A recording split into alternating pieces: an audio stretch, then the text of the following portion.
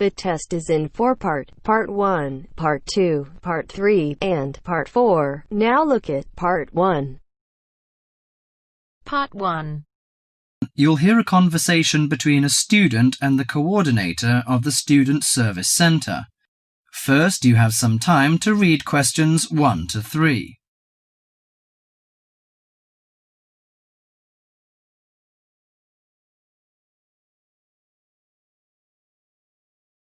Now listen to the conversation and answer questions 1 to 3. Hi, sit down please. How can I help you? Thank you. I'm a student in the sociology faculty. I'm coming to ask for some information about renting a room in the college or near the campus. My name is Sarah. Yes, Sarah. How long have you been here in Sydney? You are not new, I suppose. No, I'm in my second year. I came to Sydney 18 months ago from Korea. Where are you living now? I live with my aunt in my cousin's room. It's pretty nice to live with my relatives, but unfortunately my cousin has finished his term and is returning from Britain next week. I have to rent a room for myself.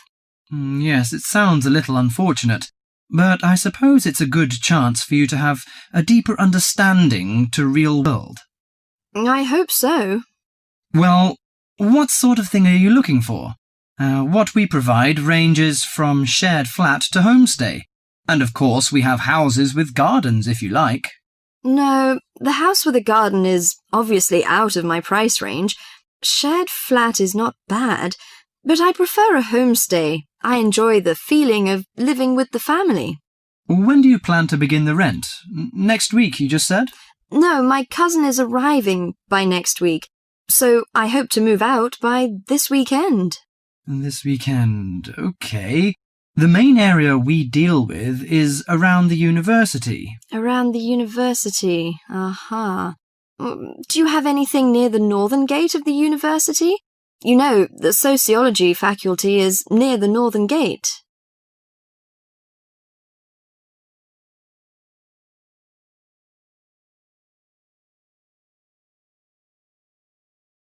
Before you hear the rest of the conversation, you have some time to look at questions 4 to 10.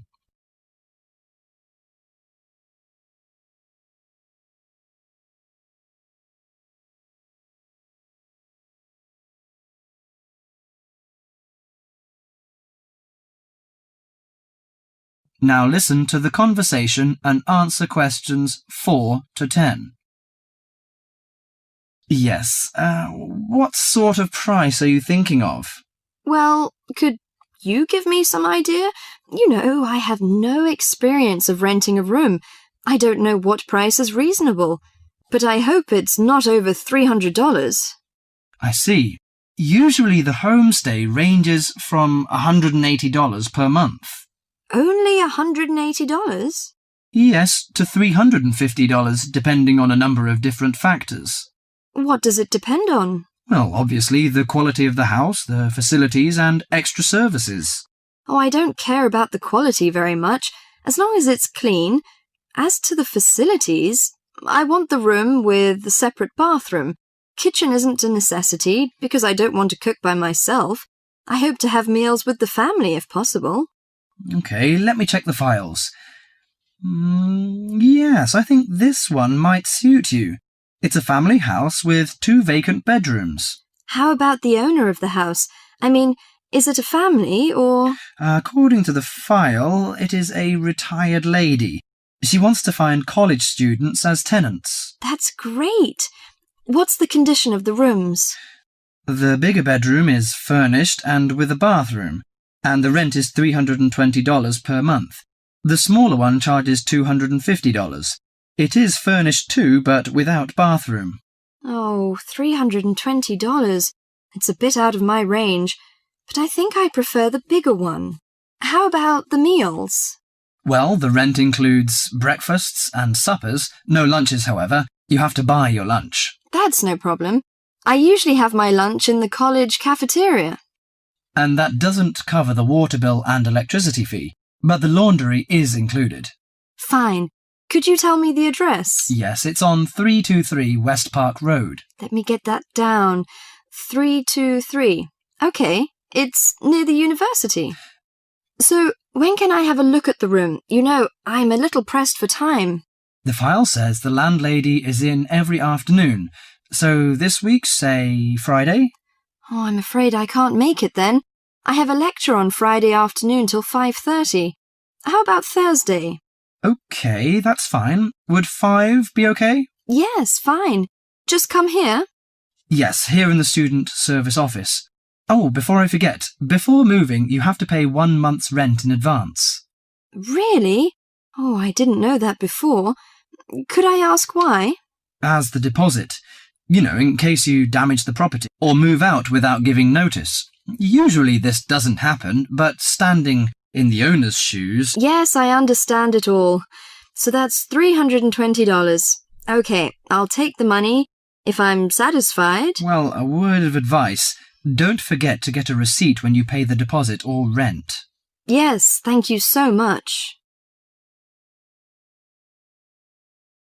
That is the end of part 1. You now have half a minute to check your answers.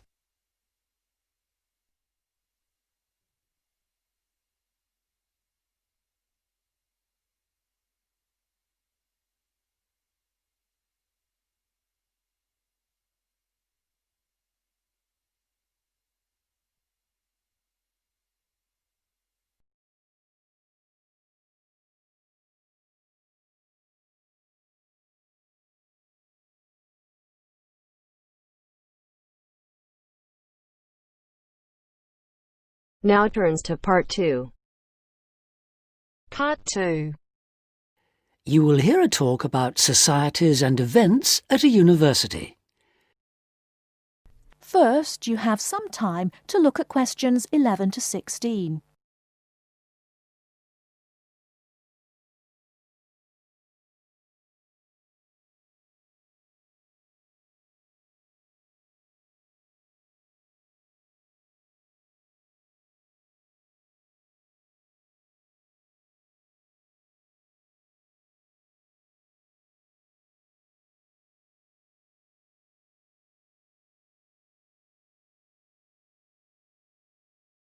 Now, listen carefully and answer questions 11 to 16.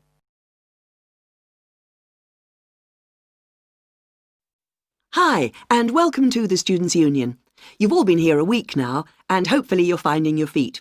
You might be wondering what there is to do on campus, apart from going to lectures, doing essays, going out with friends and having late nights. Tonight, you're going to hear about some of the societies, clubs and associations that you can join as a new student, as well as the cultural events going on that might interest you. Richard Hillman from Student Services has come along this evening to tell you more. Good evening. It's good to be here and to see you all. But let me say straight away that as students of the university, you are entitled to join free of charge over 100 societies on the official list. OK, let's begin. I'd be prepared to bet that whatever your interests, you're almost sure to find a club or society here for you. Not surprisingly, there are the long-established clubs that you can find at any university, like the football club or the drama society, along with a whole range of less usual clubs. For example, the Rock Society. We do have a rock climbing club here, but the Rock Society has nothing to do with outdoor activities. It's a music club. That takes me neatly on to the Mountaineering Club. Now, it might surprise you that a university in one of the flattest parts of the country has a thriving group of mountaineers. They meet twice a week on Tuesdays from 5 in the afternoon until 10 o'clock in the evening, and on Thursday afternoons from 1 o'clock until 5. At their regular meetings, they use the climbing wall, but they also organise trips to real mountains both here and abroad during the vacation. Another rather out-of-the-ordinary society you might like to try is the Dance Club. They meet regularly every Friday. This term they're running salsa classes. Next term it's tango. And in the summer it'll be Scottish dancing. Quite a selection. They also put on special events twice a term, either performances by visiting groups or actual dances. Their next event is next Saturday when they're putting on a Latin evening. Go along and try out your samba. At the moment, the dance club is trying to attract new members who may have new ideas for future classes and events. If you're an overseas student, you may find there is a society for students from your country putting on events that'll make you feel more at home. The Mexican Society, for example, is putting on a special Christmas celebration with traditional Mexican food and drink. And every 4 weeks, the Hellenic Society has a film evening. There are also national societies for Malaysian, Turkish and Chinese students. And don't forget, these societies are open to everyone, whether you're from that country or not.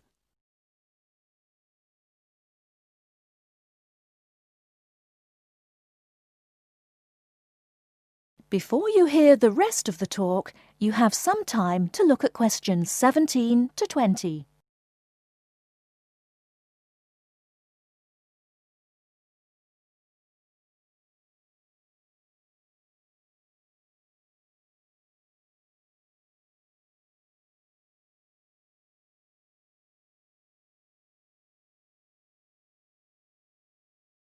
Now listen and answer questions 17 to 20. Finally, I'd like to say something about the flourishing arts scene here. This is centred mainly on the Lakeside Theatre and includes a full programme of music, theatre and visual arts. As far as visual arts are concerned, the University Gallery has exhibitions throughout the year. The work of local, national and international artists is regularly on display, as well as exhibitions featuring contemporary architects and designers. The university also has a permanent collection of modern Eastern European art on display.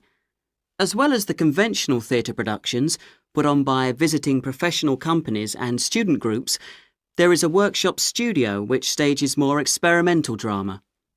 And finally, music. Concerts catering for a variety of musical tastes include performances by visiting groups, as well as homegrown talent. The university has its own jazz band and choir. As with the other groups I referred to earlier, you're eligible to join these, but of course you will be required to go for an audition. So, there you have it. Obviously I haven't covered everything in this short introduction, but I hope I've given you a flavour of what's on offer here.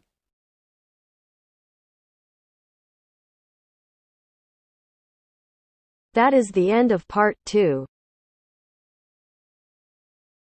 You now have half a minute to check your answers.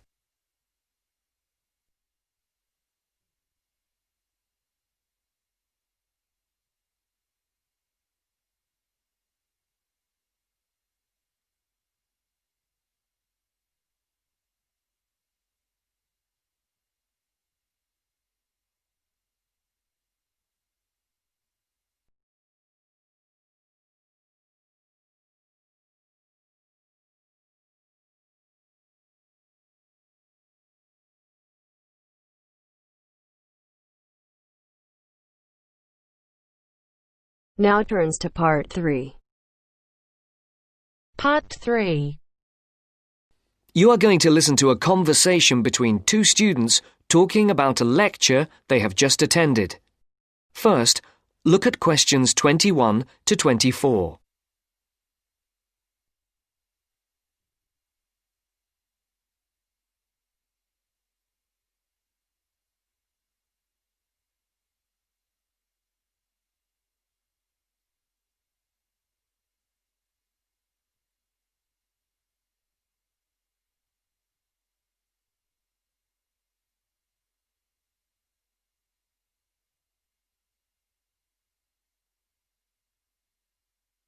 There are 4 alternative answers, A, B, C, and D, for each question. Decide which alternative is the most suitable answer and circle the appropriate letter. Henry, don't you think Dr. Adams' lecture was really very good? He could talk about the telephone directory and make it interesting. All his lectures are like that, Astrid. He's just one of those people. I wish we had him as our tutor. I bet you that he is very demanding, though. Boris is in his tutorial group and agrees that he is a brilliant lecturer, but he puts them under a lot of pressure. But don't you think that's good? Perhaps. But I am glad to have Dr. Adams as a lecturer. He's interesting and rather funny and puts just the right amount of pressure on people. Did you take lots of notes in the lecture? Yes, actually I did. In fact, several pages. I didn't think I had taken so many. I was that busy listening to what was being said that I didn't take many notes. Can I photocopy yours? I don't think that's such a good idea. You won't be able to read my handwriting, and sometimes I write them in English and sometimes in Arabic. Oh, let's have a look. Wow! Your notes are so neat. There's not much Arabic. There is on this page. Oh, yes, there is. Dr. Adams would be pleased to see this, especially given what he was talking about. Don't you keep careful notes? Sometimes. It depends on the lecture. I don't think I'll forget Adams's lecture today, but some of the detail will fade. Before the conversation continues, look at questions 25 to 30.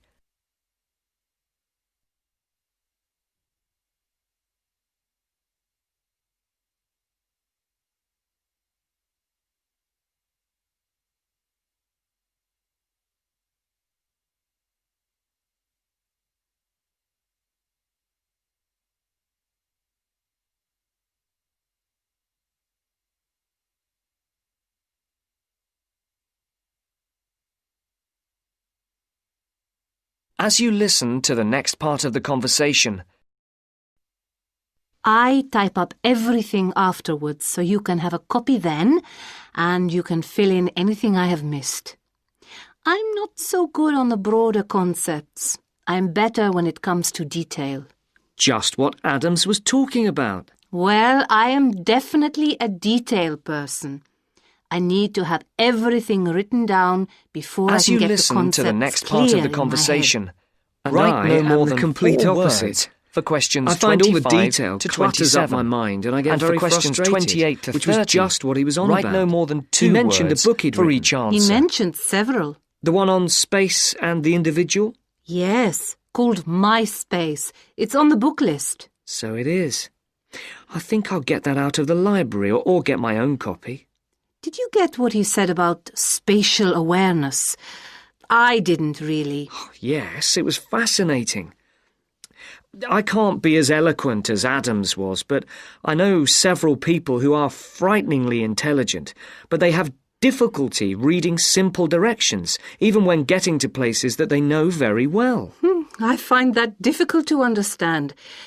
Everyone learns the way to walk to the shops and things like that. You mean just the way people learn spelling?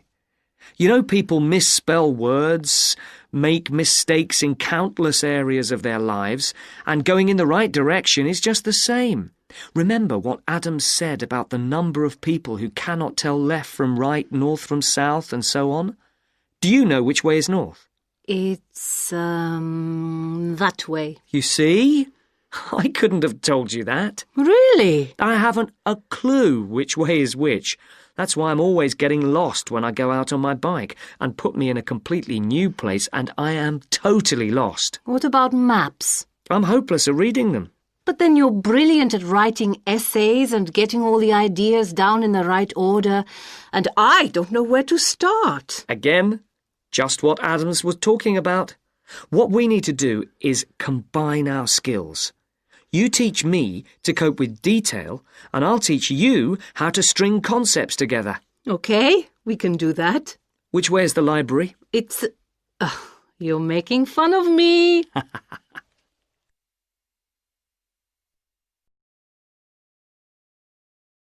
That is the end of part 3. You now have half a minute to check your answers.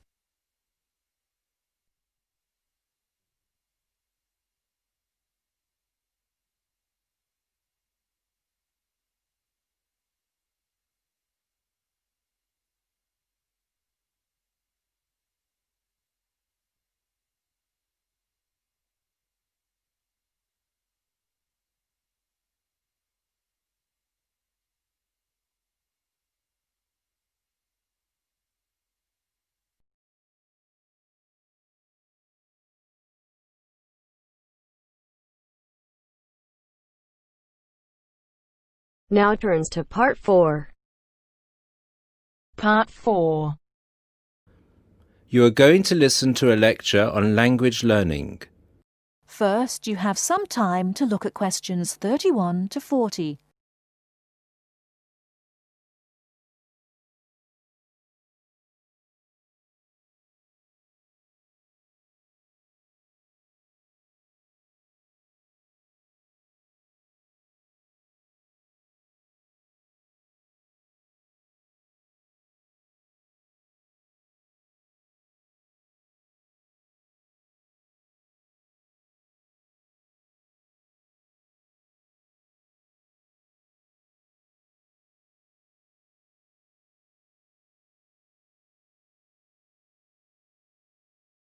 Now, listen carefully and answer questions 31 to 40.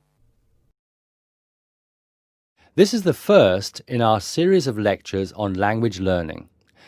The topic I'd like to deal with today is what makes a successful language learner? There's been a lot of research into what makes some people learn a language faster than others. In this lecture, I'll summarize the main findings of the research into the subject.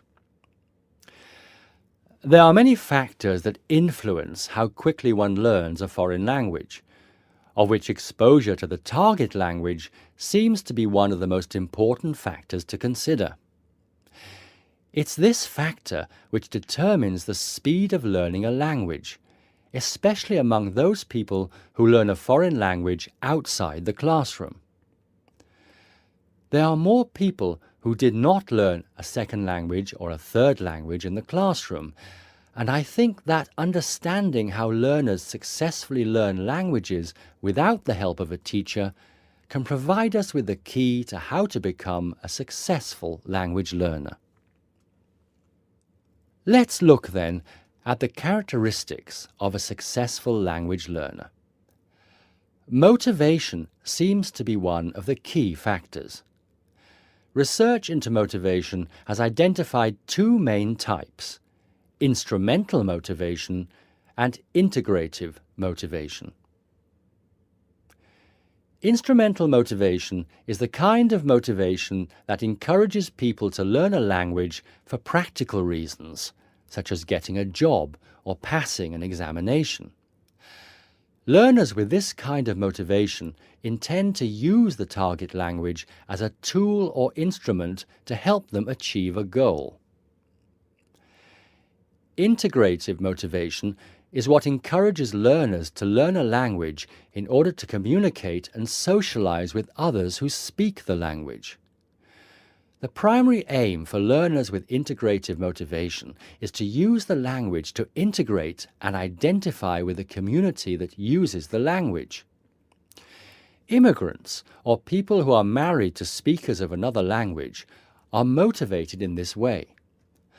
Although most people have mixed motivation, research into language learning and acquisition suggests that integrative motivation produces much better results and is an important characteristic of successful language learners.